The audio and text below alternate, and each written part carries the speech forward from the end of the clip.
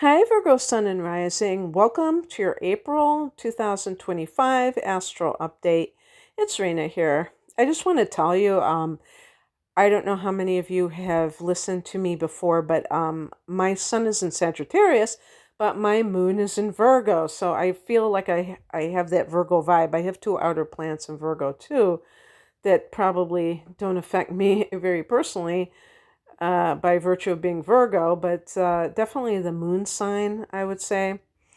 And so, anyway, April for you is interesting because the Pisces energy lingers. We still have Saturn in Pisces. That's going to go on, I think, until June.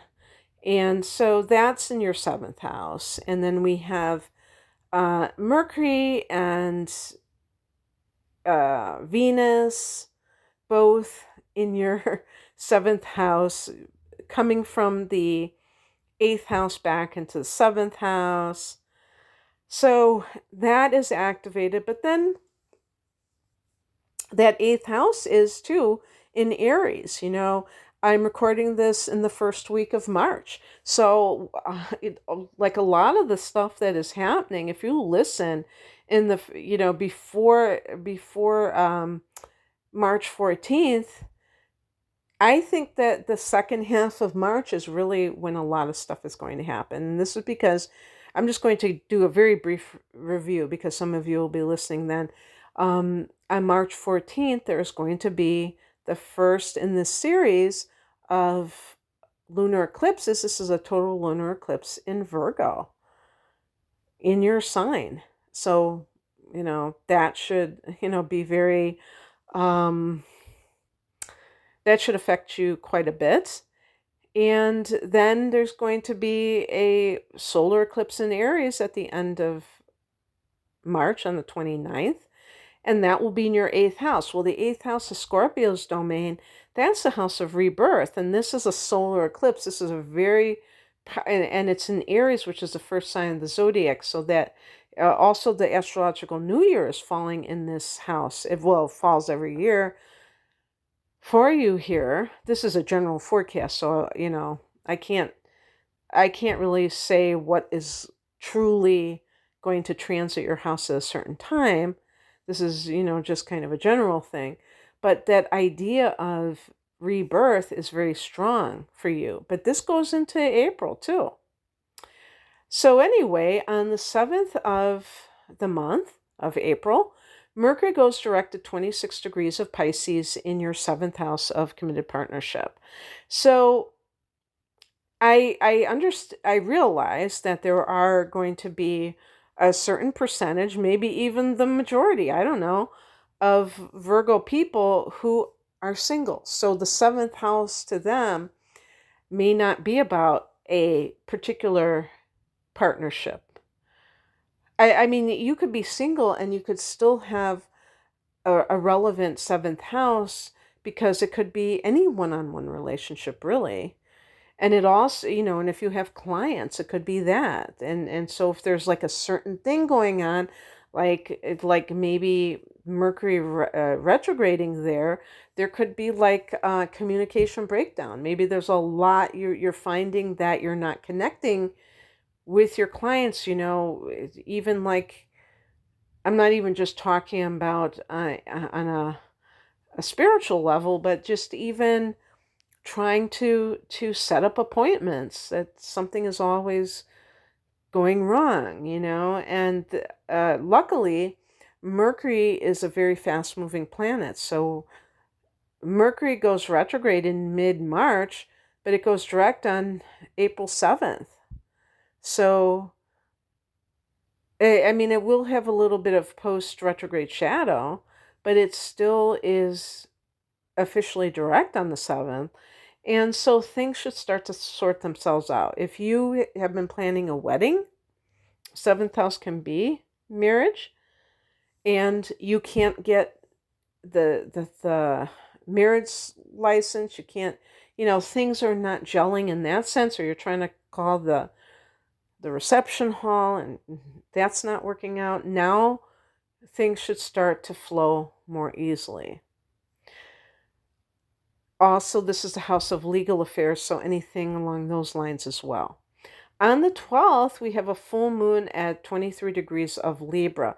This is falling in your second house of earned income. So this could be very good for money, for a raise, or for some kind of, maybe it's a bonus that you receive, or a tip that is notable, or commission, or something like that. Some people could be ending a source of revenue or, income stream.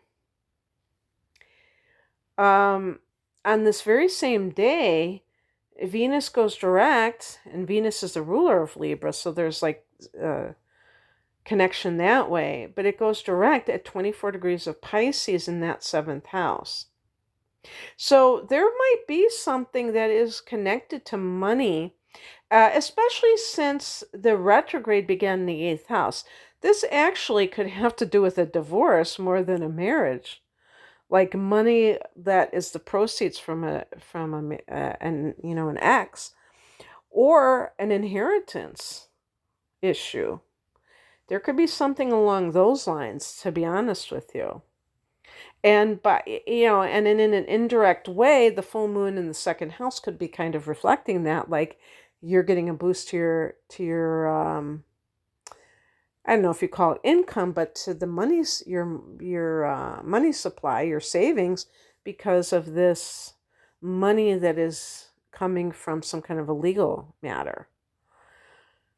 On the 16th, Mercury goes back into Aries, that eighth house, and the eighth house being the house of inheritances and other money that you don't necessarily earn by the sweat of your brow. Mercury can be like documents or communication regarding that, and that could be something that you have, formality that you have to deal with, like signing some kind of a document to have those funds released. It could also be that you're studying something spiritual. The eighth house is the house of shamanism, for instance, paganism. Earth religions like these may be very appealing to an earth sign like Virgo, by the way, so that might be right up your alley. On the 17th, Mars goes back into Leo. So Mars goes back into your 12th house. This is where it started the retrograde. And I feel like, some of you Virgo people, that any kind of vice that you had, any kind of self-destructive behavior, that you are now prepared to deal with in a more constructive way. Virgo people tend to be like health nuts and stuff, but you can have your vices like anyone else. And they might be, in some cases, they might be secret vices, because you may appear to be this health nut, and then you might have like some sort of substance abuse issue. If you recall River Phoenix, I know he died of a heroin overdose, so I don't want to, I know I'm not trying to make it like Virgos are like heroin addicts, but he was a Virgo, and he seemed very clean cut in a lot of ways.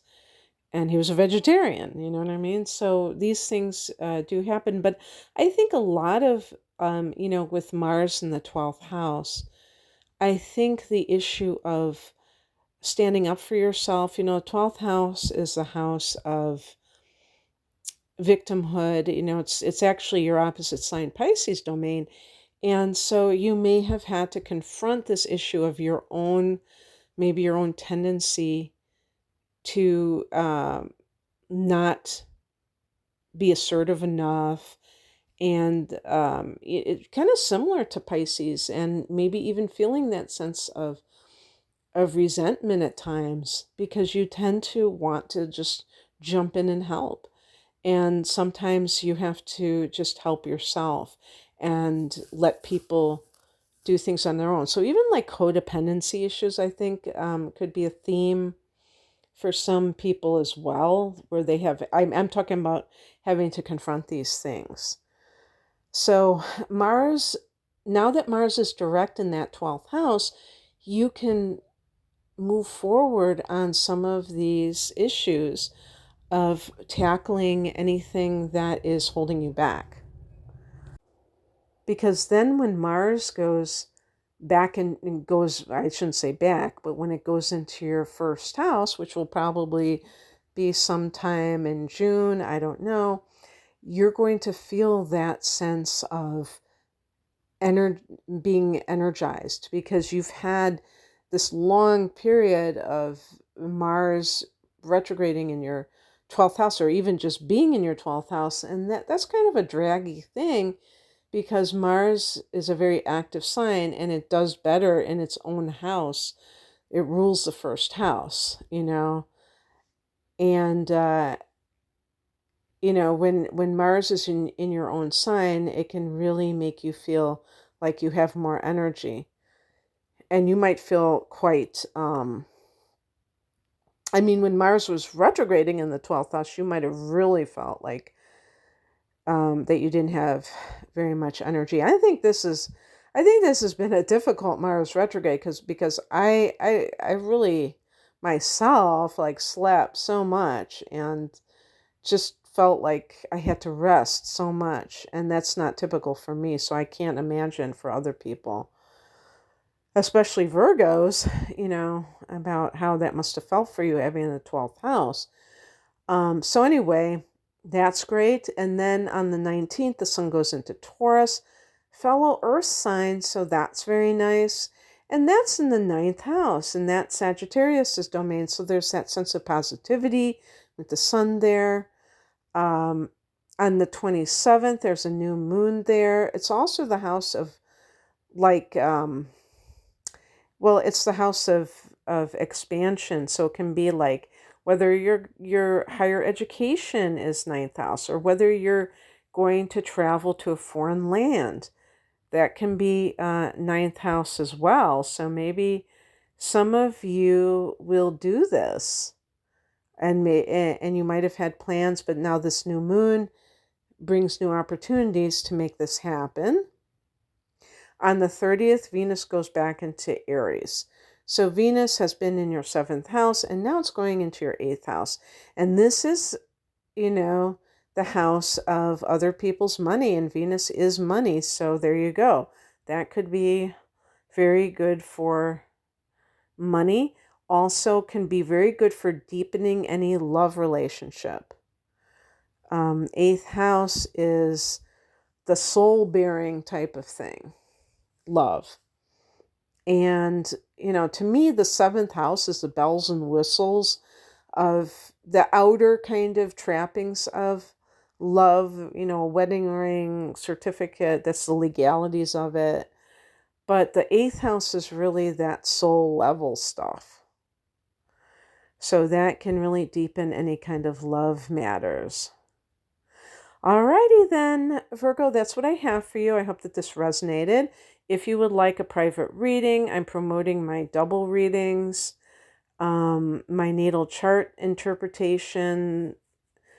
I have a reading, speaking of the 8th house and deepening. I have a double reading called Deep Dive, which is an hour of natal chart analysis, plus an hour of transits for the upcoming 12 months for a special price, because I sell these readings separately. Some people just, want one thing or the other.